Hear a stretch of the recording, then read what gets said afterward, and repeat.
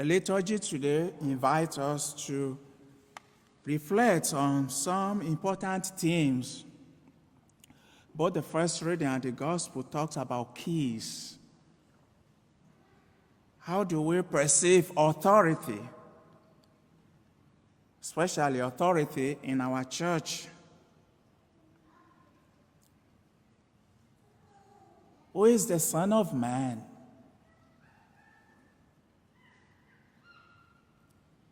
And how committed are we to that Son of Man? Today's gospel scene took place in Caesarea Philippi, a town where there were several temples for different pagan gods. It was built by Philip the Tetrarch to curry the favors of the emperor.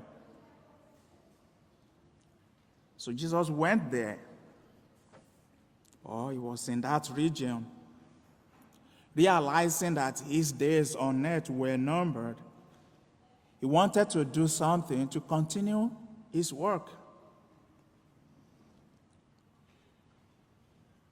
By now he has been on the road for more than 3 years, and there were all kinds of differing opinions about him, just as there were all kinds of reasons why people followed him. And so he had to know if there is anyone who recognizes him for who he was and who will be able to carry out his work when he's gone. So he took the advantage of this isolated pagan territory to say something of prime importance. He asked his disciples, "Who do people say that I am?" The focus of the question is not on the identity of Jesus. It's not whether Jesus is having an identity crisis. He knew who he was. But the focus is on the faith of his followers, the apostles and the disciples. Who do people say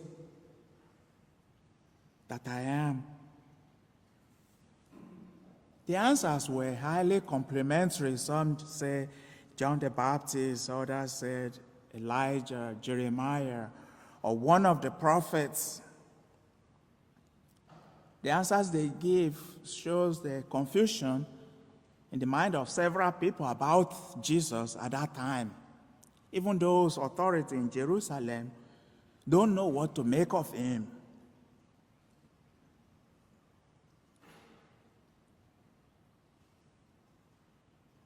Who do people say that I am?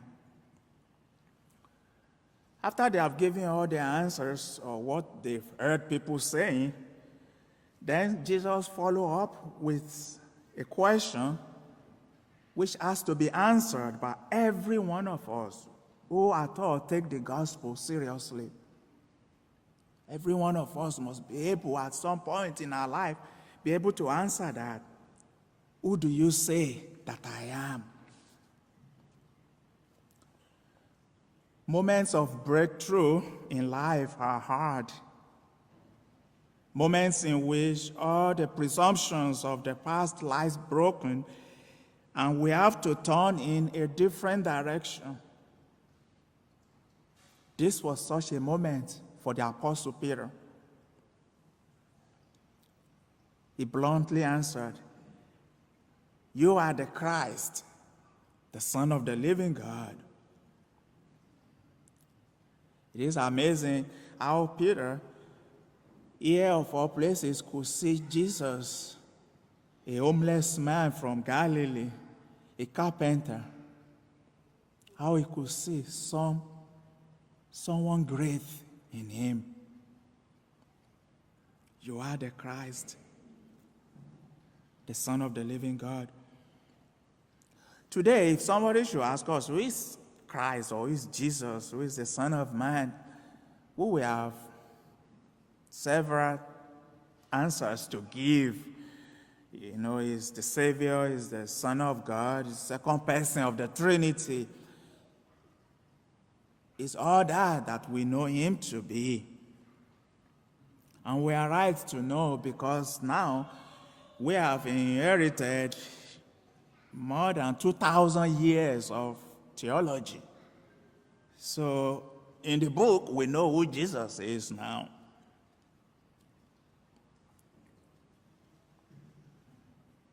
But if somebody should ask you, who is Jesus to you?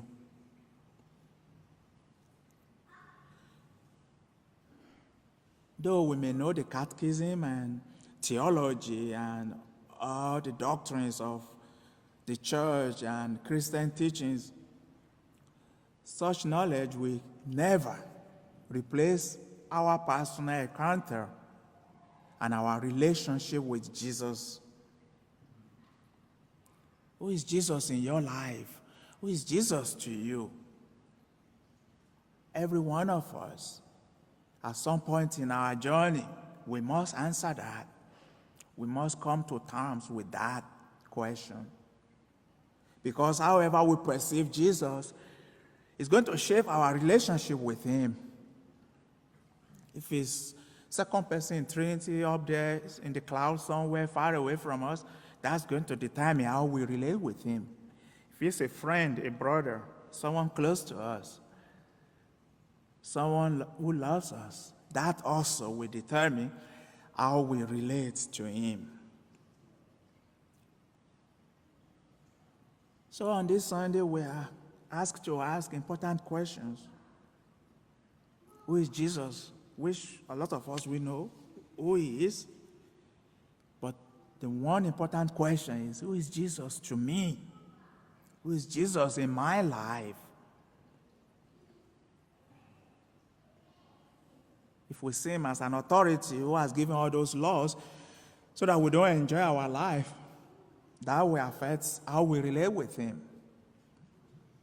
If we perceive him as a savior who loves us, who cares for us, who intercedes on our behalf with the Father, that also will affect how we relate to him. But it's very important that we come to that point when we realize who Jesus is.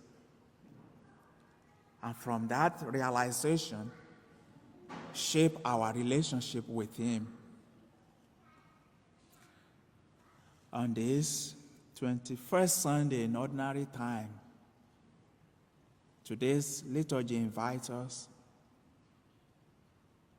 to reflect on who Jesus is in our lives.